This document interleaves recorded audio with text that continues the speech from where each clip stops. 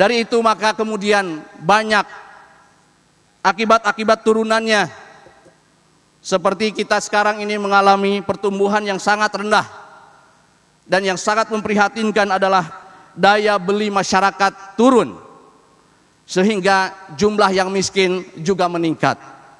Karena struktur demografi kita, penduduk kita ternyata walaupun yang disebut dengan miskin itu adalah sekitar 10%, tetapi yang hampir miskinnya itu banyak sekali. Maka ketika daya beli menurun, yang hampir miskin itu menjadi miskin semuanya. Karena itu ini sangat mengkhawatirkan kita. PHK juga demikian. Dan yang terakhir, yang paling mengkhawatirkan kita adalah tentang laju rasio Gini kita, yang mencerminkan gap antara yang kaya dengan yang miskin. Ternyata laju pertumbuhan gap tersebut Indonesia paling tinggi di negara-negara Asia Timur. Tahun 2000 hanya 0,33, sekarang tahun 2015 itu mencapai 0,42. Ini lampu kuning yang mau mendekati lampu hijau. Mudah-mudahan kita tidak mengalami hal yang sangat mengkhawatirkan. Insya Allah kita semua bisa mengatasi itu.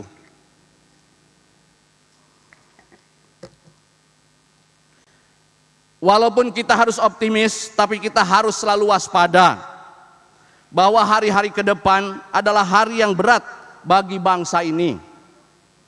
Berbagai ujian datang menerpa, kehidupan rakyat semakin tertekan. Namun dengan keyakinan dan kesadaran beragama dan berbangsa, PKS menegaskan komitmen berkhidmat untuk rakyat dari Sabang hingga Merauke, dari Miangas hingga Rote. Menghadapi situasi terkini dan tantangan ke depan, PKS mendorong pemerintah dan segenap komponen bangsa untuk segera menyelamatkan daya beli rakyat, khususnya masyarakat miskin, melalui kebijakan afirmatif jangka pendek seperti cash transfer, pembangunan infrastruktur dasar bagi masyarakat skala kecil, dan pemberian insentif bagi perusahaan padat karya yang tidak melakukan PHK. PKS juga memandang penting pemerintah untuk melakukan kebijakan jangka pendek yang memberi sinyal kredibel, dapat dipercaya ke pasar untuk penguatan nilai tukar rupiah, seperti cepat penyerapan anggaran pembangunan, termasuk anggaran di daerah, repatriasi falas atau valuta asing hasil ekspor. Sekarang banyak hasil ekspor kita valuta asing yang nginap di luar negeri itu harus repatriasi ke negeri kita. Juga harus ada diversifikasi pasar ekspor baru, termasuk pembiayaan eksportir yang selama ini belum tersentuh, serta koordinasi BUMN untuk mempengaruhi pasar valuta asing. Jika tidak diantisipasi lebih baik, di masa-masa yang akan datang, bangsa ini akan menghadapi ancaman krisis yang lebih berat dari sekedar krisis nilai tukar. Ke depan kita akan menghadapi triple crisis, yaitu krisis 3 hal, yaitu food, energy, dan water, yang disebut sebagai fuel crisis. Ke depan kita melihat bahwa permintaan terhadap energi semakin meningkat, tapi persediaan energi semakin menyusut. Demikian juga dengan perubahan iklim yang demikian drastis, mengakibatkan terjadinya gagal panen dan juga kerusakan lingkungan serta kekeringan, menyebabkan kita kekurangan air. 3 krisis ini sudah di depan mata kita. Maka kalau kita tidak sungguh-sungguh, kita ke depan akan menghadapi krisis-krisis yang lebih berbahaya. Selain dimensi ekonomi dan kesejahteraan rakyat, saya ingin melihat sisi konsolidasi demokrasi. Kalau kita berbicara demokrasi, itu sesungguhnya adalah kita sedang berbicara tentang kebebasan yang disertai dengan tanggung jawab. Alhamdulillah sejak tahun 98 kita sudah menikmati kebebasan itu. Tetapi ternyata dari sisi tanggung jawab kita masih belum dapat melaksanakannya.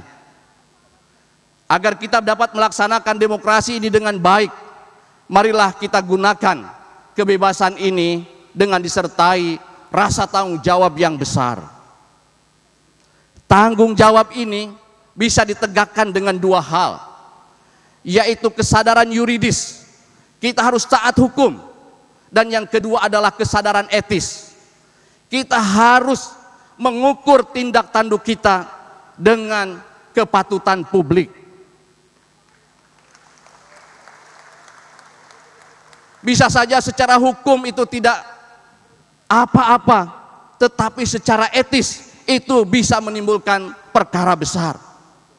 Karena itu kesadaran yuridis dan kesadaran etis ini harus menjadi pembimbing kebebasan yang kita nikmati selama masa reformasi ini. Dengan cara itu saya yakin konsolidasi demokrasi yang artinya adalah seluruh institusi demokrasi ini menjalankan fungsi-fungsinya dengan baik, saya kira itu akan terrealisasi. Dan ketika kesadaran yuridis ini baik, kemudian penegak hukum juga bisa melaksanakan penegakan hukum itu dengan sebaik-baiknya pula dengan adil, maka insya Allah kita bisa berharap bahwa hukum di negeri ini tidak lagi mengalami atau melakukan diskriminasi terhadap elemen-elemen bangsa ini. Untuk itu, saya kira kita para politisi, kebetulan di sini banyak para politisi, marilah kita para pelaku politik jangan sering-sering atau bahkan sama sekali mengintervensi hukum. Dan sebaliknya, juga para penegak hukum jangan sekali-kali bermain politik.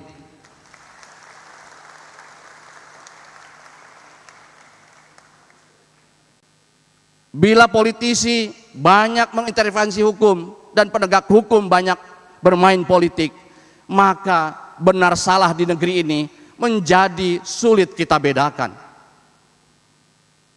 Dalam kondisi seperti itu, kita akan terjebak pada apa yang disebut sebagai negara kusut, messy state. Mudah-mudahan kita semua bisa menyadari ini, dan PKS insya Allah akan menjadi pelopor di dalam usaha melakukan konsolidasi demokrasi dengan menegakkan hukum pada tempatnya dan juga politik pada tempatnya.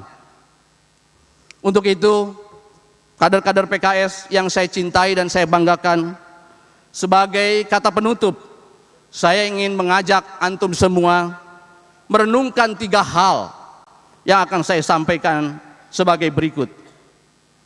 Pertama, karena kita bercita-cita ingin melihat negeri ini sebagai baldatun thayyibatun warabun ghafur, maka itu tidak mungkin bisa kita lakukan kalau kita sendiri belum bisa membereskan partai kita sendiri.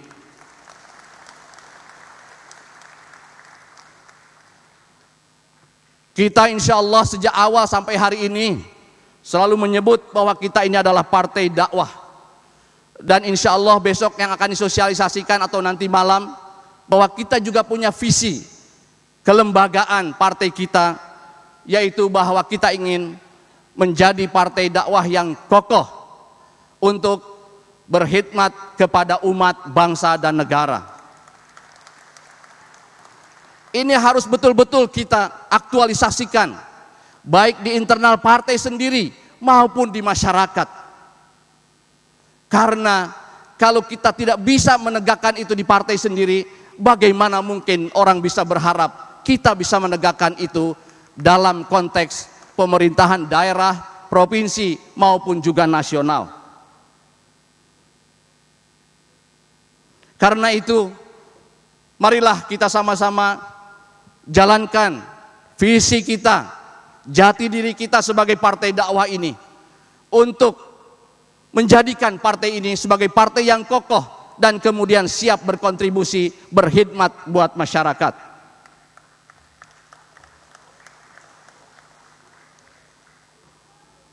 Tetapi tentu saja partai dakwah yang kokoh ini tidak mungkin bisa kita wujudkan kalau tidak ditopang oleh kualitas-kualitas prima dari kita semua sebagai kader dan juga pimpinan di PKS. Karena itu saya meminta antum semua nanti pulang membuka anggaran dasar dan rumah tangga kita pasal 2 ayat 2. Di situ disebutkan bahwa ciri Partai Keadilan Sejahtera adalah bersih, peduli, profesional. Itu adalah visi pembinaan kita. Level visi yang paling dasar, level visi yang pertama, yaitu menciptakan kader-kader yang bersih, peduli, dan profesional. Maka visi kelembagaan, level visi kedua yang tadi saya sebutkan partai dakwah yang kokoh, itu akan tercipta kalau visi level pertama ini bisa kita wujudkan. Dan para kader sekalian, dengan kader seperti itu, dengan partai yang kokoh seperti itu, maka kemarin di Majelis Syuro kita sudah menetapkan dalam pemilu legislatif 2019 kita memiliki target berapa persen? Jadi kita pemilu pertama 99, kita hanya dapat 1,4%, kurang lebih. Artinya kita berada di partai politik papan bawah. 2004, 2009, 2014 kita mendapatkan posisi sekitar 7%. Yang artinya kita selama 3 kali pemilu berada pada papan tengah partai politik nasional. Nah, wajar kalau 2019 kita ingin naik kelas dari papan tengah menjadi papan atas, insya Allah. Allahu Akbar. Dengan papan atas artinya kita insya Allah ingin mencapai prosentase perolehan suara di atas 10%. Allahu Akbar. Silakan nanti antum semua di daerah menerjemahkan. Mungkin di atas 10%, ada yang ingin 11%, 12%, silakan. Kita berlomba-lomba, fastabiqul khairat. Secara nasional kita ingin masuk menjadi partai politik papan atas. Yang kedua, saya mengajak kepada seluruh kader PKS, mari bangun kebersamaan dengan seluruh elemen masyarakat, elemen bangsa ini. Apapun sukunya, apapun bahasanya, bahkan yang berbeda agama, mari kita bekerja sama untuk membangun negeri kita tercinta ini. Saya ingat apa yang disampaikan Pak Jimli waktu panel di Paramadina. Pak Jimli, beliau mengatakan waktu itu membahas tentang kemungkinan penyederhanaan partai politik di Indonesia, itu mungkin nggak bisa 5 partai. Pak Jimli mengatakan tidak mungkin. Koreksi saya kalau salah. Jadi menurut beliau, sesederhana-sederhananya partai politik di Indonesia, ya 10 ini, kurang lebih 10 ya Pak Jimli. Kenapa? Karena Pak Jimli menyebutkan kita ini sudah bangsanya plural. Yang kedua fragmented, dan kemudian segmented. Akibatnya maka agregasi ideologi itu semakin banyak. Dan kalau kita mau sederhanakan, ya kurang lebih 10 itu. Dengan partai politik yang 10 seperti itu, kita sulit membayangkan ada partai politik yang bisa mendapatkan suara lebih dari 50%. Bahkan 30% pun susah. Begitu Pak Jimli ya.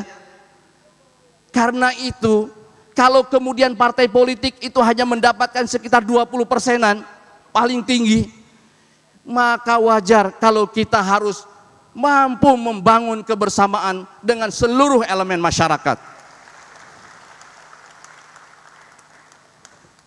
Nah, di sini tentu saja saya menghimbau kepada kader-kader PKS, mulai sekarang marilah kita, bahkan dari dulu sebetulnya kita tingkatkan untuk terus melahirkan kepedulian dan kebersamaan dengan elemen-elemen masyarakat yang lain. Kita harus bekerja sama dengan mereka.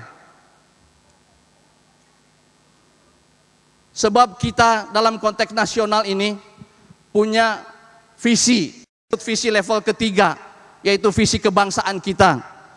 Di dalam ADART kita sebutkan bahwa visi kebangsaan kita adalah kita ingin menjadi pelopor perwujudan cita-cita nasional seperti yang tercantum di dalam paragraf keempat pembukaan Undang-Undang Dasar 45. Insya Allah kita ingin menjadi pelopor. Dan kalau kita menggunakan bahasa platform kita menyebutkan bahwa visi level ketiga kita, yaitu di level kebangsaan, adalah ingin mewujudkan masyarakat madani yang adil, sejahtera, dan bermartabat. Kemudian yang ketiga, yang terakhir yang ingin saya sampaikan adalah kita sekarang ini hidup dalam dunia yang sangat terkoneksi satu sama lain. Kita juga sudah berkomitmen dengan banyak perjanjian-perjanjian internasional. Maka kita PKS menginginkan Indonesia ini semakin aktif di dalam percaturan regional maupun internasional. Karena itu kita PKS juga harus banyak menjalin kerjasama dengan negara-negara lain, dengan lembaga-lembaga multilateral, juga dengan partai-partai politik yang ada di negara lain. Insya Allah dengan itu kita akan bisa memainkan peran penting di dalam percaturan internasional. Dan dengan cara itu insya Allah nih Pak Jimli, PKS ini level visinya tidak sampai ke kebangsaan saja. Kita punya level visi keempat Pak Jimli, yaitu level visi peradaban. Kita ingin menjadi kontributor peradaban dunia. Kita ingin Indonesia ini menjadi penyumbang besar di dalam mewujudkan peradaban dunia yang semakin adil, damai, dan sentosa. Insya Allah dengan tekad kuat kita semua, para kader PKS, para pimpinan di semua level, insya Allah kita akan bisa memberikan kontribusi positif yang sebesar-besarnya buat bangsa dan negara ini. Dalam waktu yang tidak terlalu lama, insya Allah kita akan bisa melihat Indonesia sebagai baldatun thayyibatun warabun ghafur. Kita maju secara materi, tapi kita juga insya Allah kokoh secara spiritual.